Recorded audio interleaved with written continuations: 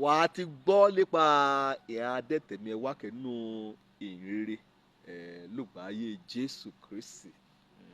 Ìhà adẹ́tẹ̀mẹ́wàá oríṣiríṣi ẹ̀kọ́ lọ́yàn yóò rí kọ́ lọ́ra ràn, ṣùgbọ́n lónìí o àkànsáré o fẹ́rẹ́fẹ́ nípa ìhàn nǹkan kò jẹ́ pé ó gba àkíyèsí nínú ayé ìhàn adẹ́tẹ̀mẹ́wàá ni. Àkọ́kọ́ níbẹ̀ ni pé kétéran bákan ni náà ṣe rí,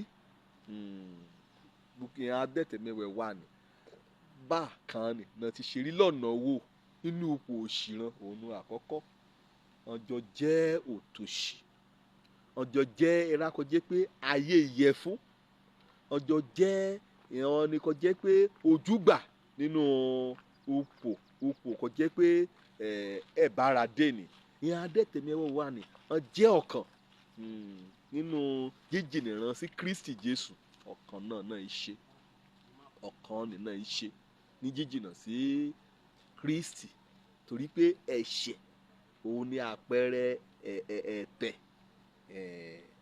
Ó tì ọ́n kò jẹ́ pé yóò súnmọ́ Jésù ni, bóyá bá náà nítorí inú ayé rẹ̀ lónìí o, n kò kọ́ra ni, n kò ra ọ́ lè nu gẹ̀dẹ̀gẹ̀dẹ̀ kégbé nínú ọkàn rẹ̀ ni, òun ní ìyà ọ́ lépa kó lọ́dọ̀ Kristi Jésù.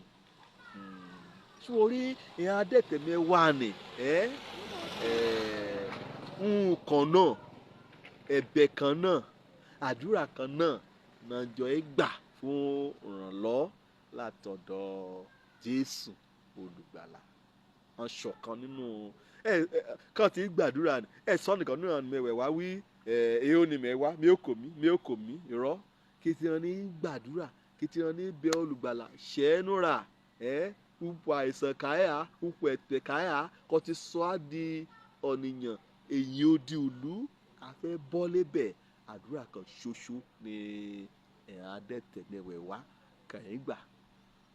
Yàtọ̀ séyìí ni ògbàgbọ́ kan ṣoṣo ní ìhàn adẹ́tẹ̀mẹ́wàá ní gbàgbọ́ràn ni ó ṣọ̀kan. Ó ní Ọlọ́run mú kétéran, ó mú wọn lára dá. Yàtọ̀ séyìí ni òmúláradáràn ni náà ó dẹ̀ jẹ́ ọ̀kan ni.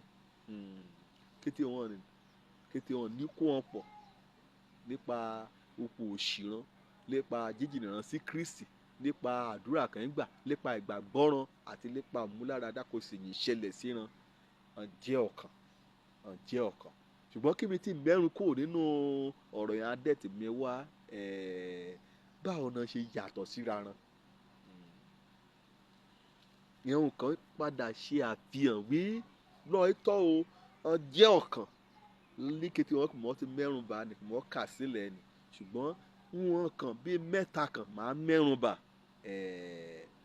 ó mú òṣè kan ti yàtọ̀ síra ran ọmọ hàn. Àkọ́kọ́ ni wípé nínú ọ̀nà mẹ́wàá ni ọ̀nìkan ṣoṣo nísìnyí sọ́dọ̀ Jésù lẹ́yìn ìgbà kó rí òṣẹ́ òyanu. Ọ̀nìkan ṣo gírò nínú ran òun nísìnyí sí ọ̀dọ̀ Jésù. Ìhàn ni mẹ́sàn-án yòókù wọn bá ti hàn lọ kọ́ bá mọ̀ lọ yàgò kó lọ́nà kò mí mo ti bọ́ mo ti rí tèmi ṣe ọ̀rà mi ti yá kí mi yàbọ̀ bí ẹran olé mi o ṣẹ́kùn mo ṣe kùn mọ́ pa tìtẹ́lẹ̀ kí mi yà tẹ̀síwájú nínú rẹ̀. Ọ̀nìkan ṣoṣo lọ́ra ran òun sèyìn sí ọ̀dọ̀ Jésù Kristi. Ọ̀nà wo náà dẹ̀ mú yàtọ̀ síra ran ọ̀nìkan ṣo gírò nínú ìhàn ni mẹ́wàá ni òní yá mògo ko Ọlọ́run wí Ọlọ́run o ìwọlé olùràpadà mi o, ìwọlé rà mí padà o, ìwọlé gbà mí là o, ìwọlé sọ mí dọmọ o. Èmi kan jẹ́ pé iráyé ti gbé jònù tẹ́lẹ̀, wọ́n yà dá mi padà sí orí òtẹ́. Ọ̀nìkan ṣoṣo lọ́ra ran lè padà kó sèyìn bọ̀ á ọ̀yà mògo ko Ọlọ́run.